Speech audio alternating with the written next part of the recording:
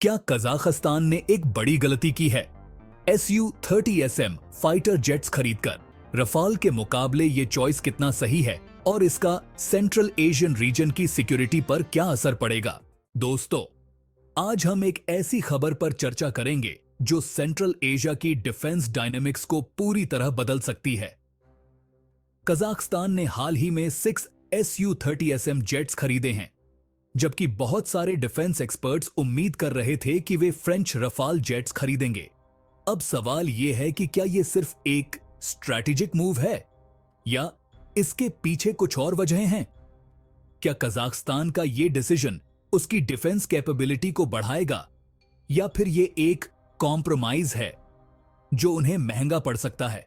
चलिए जानते हैं Su-30SM और रफाल के बीच कौन है बेहतर। Su-30SM जेट एक रशियन ओरिजिन का है और ये Su-30MK का अपग्रेडेड वर्जन है। इसका की फीचर्स क्या क्या है? Su-30SM में थ्रस्ट वेक्टरिंग इंजन्स हैं और एडवांस्ड एवियोनिक्स हैं जो इसे सुपर मैन्यूवरेबल बनाते हैं। इसकी पेलोड कैपेसिटी लगभग 8000 किलोग्राम है और रेंज लगभग 3000 किलोमीटर तक जा सकती है। अब जानते हैं रफाल के बारे में। रफाल एक French multi role fighter jet है जिसे दसॉट एविएशन ने बनाया है। ये जेट स्टेल्थ कैपेबिलिटीज के साथ आता है और इसमें एक्टिव इलेक्ट्रॉनिकली स्कैन्ड अरे यानी AESA रेडार है जो इसे एक फॉर्मिडेबल फाइटर बनाता है।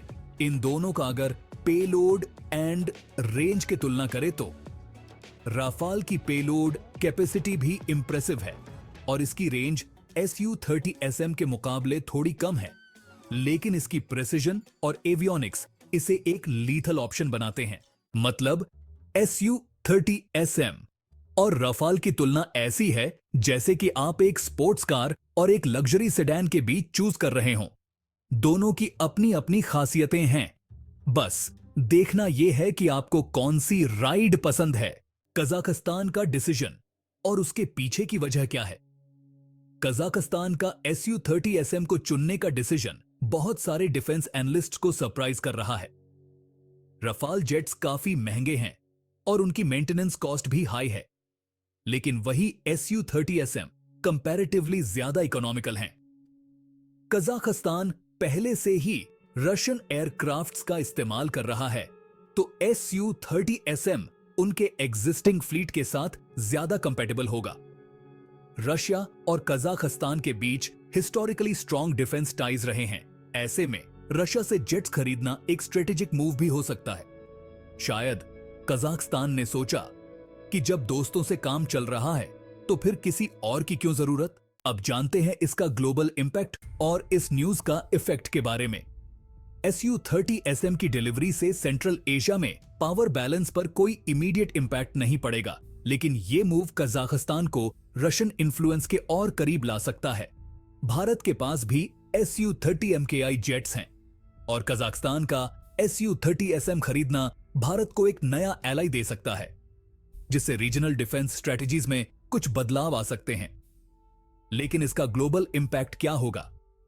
कजाकिस्तान का डिसीजन वेस्टर्न डिफेंस मैन्युफैक्चरर्स के लिए एक सेटबैक है, खासकर दसॉट एविएशन के लिए, जो रफाल जेट्स के पोटेंशियल सेल्स पर काफी निर्भर था। अब देखते हैं कि कजाकिस्तान का ये न्यू फ्रेंडशिप रशियन वोडका के साथ ज्यादा चलता है या फ्रेंच वाइन के साथ। अगर कजाकिस्तान फ्यूचर में अपने Su-30SM जेट्स को अपग्रेड करना चाहे तो रशियन डिफेंस इंडस्ट्री में कई ऑप्शंस अवेलेबल हैं, जैसे कि advanced radar systems, new missile technologies etcetera. India और कजाकिस्तान मिलकर जॉइंट ट्रेनिंग एक्सरसाइजेज और टेक्नोलॉजिकल एक्सचेंजेस भी कर सकते हैं, जिससे दोनों देशों की डिफेंस फोर्सेस को फायदा हो सकता है। हो सकता है कि अगले साल इंडिया और कजाकिस्तान मिलकर Su-30SM versus Rafale battle of the skies का नया शो लॉन्च कर दें। तो दोस्तों, आप क्या सोचते हैं कजाकिस्तान के इस डिसीजन के बारे में? क्या ये Su-30SM जेट्स उनके लिए सही चॉइस है या उन्हें रफाल का ऑप्शन कंसिडर करना चाहिए था? अपने विचार कमेंट सेक्शन में जरूर बताएं और देखना चाहेंगे कि आप क्या सोचते हैं। अगर आपको यह वीडियो पसंद आया हो तो इसे लाइक और शेयर जरूर करें और हमारे चैनल को सब्सक्राइब करें ताकि आपको डिफेंस और इंटरनेशनल रिलेशंस की हर छोटी बड़ी खबर मिलती रहे।